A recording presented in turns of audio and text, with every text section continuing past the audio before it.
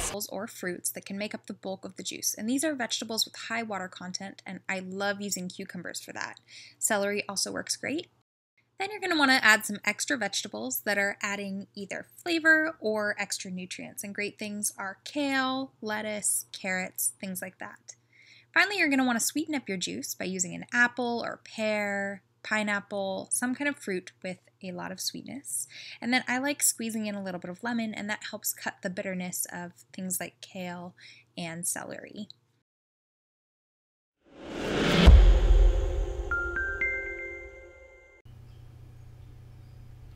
Unhealthy lifestyle behaviors associated with increased risk of premature death include things like smoking and excessive drinking and not eating enough greens.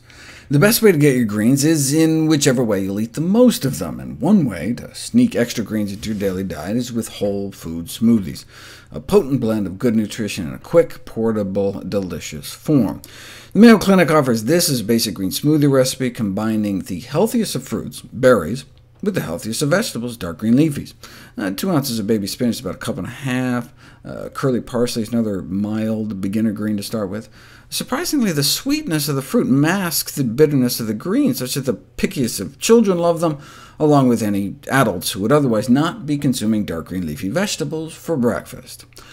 Or even fruit, for that matter. The average teen may only be getting about 1/20th of a serving of fruit otherwise, and loops don't count. But offering smoothies can have a dramatic effect on fruit consumption for students who do not want to take time peeling or chewing fruits. Who doesn't have time to chew a fruit? But the milkshakey texture of smoothies may not just boost the quantity of fruit and vegetable consumption, but also the quality. Carotenoid phytonutrients, like beta-carotene and lycopene, can exist as microscopic crystals trapped within the cell walls of fruits and vegetables, and they're only released when the cells are disrupted. That's why we need to chew really well. Mastication is doctor speak for chewing. We either have to chew better, or choose plants that are easier to chew. For example, while tomatoes have more beta-carotene than watermelon does, the watermelon's beta-carotene is more bioaccessible because it has kind of wimpy cell walls, but the cells of other fruits and vegetables are smaller and tougher. To maximize nutrient release, food particle size would ideally be reduced down to smaller than the width of the individual plant cells, but you can't do that with chewing. Most vegetable particles end up greater than 2 millimeters when you chew them, which corresponds to way up here. Whereas if we broke open all the cells, we could release much more nutrition. We can never chew as well as a blender. The particle size distribution from chewing is about what you'd get blending in a food processor for about 5 seconds, or one of those high-speed blenders for maybe half a second. 40 seconds in a blender, and you can break spinach down to a subcellular level. Why does that matter? Well, take folate, for example, the B vitamin in greens, especially important for women of childbearing age. Feed people a cup of spinach a day for 3 weeks, and their folate goes up compared to control.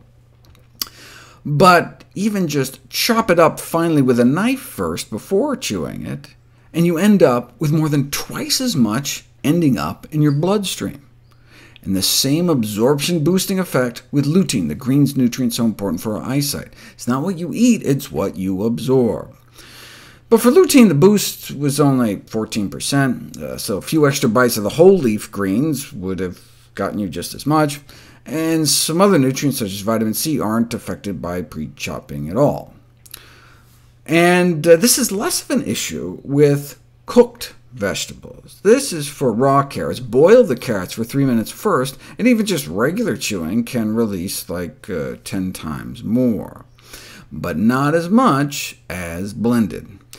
Intense cooking, boiling for 25 minutes, so damages the cell walls that even gulping down large particles can result in significant absorption.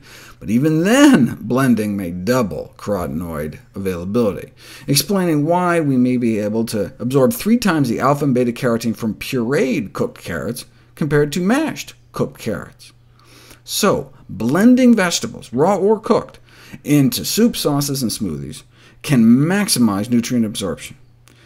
You went to the store and bought it, or toiled in your garden to grow it, you might as well take full advantage of it. Might there be a downside to enhanced absorption, though? We'll find out next.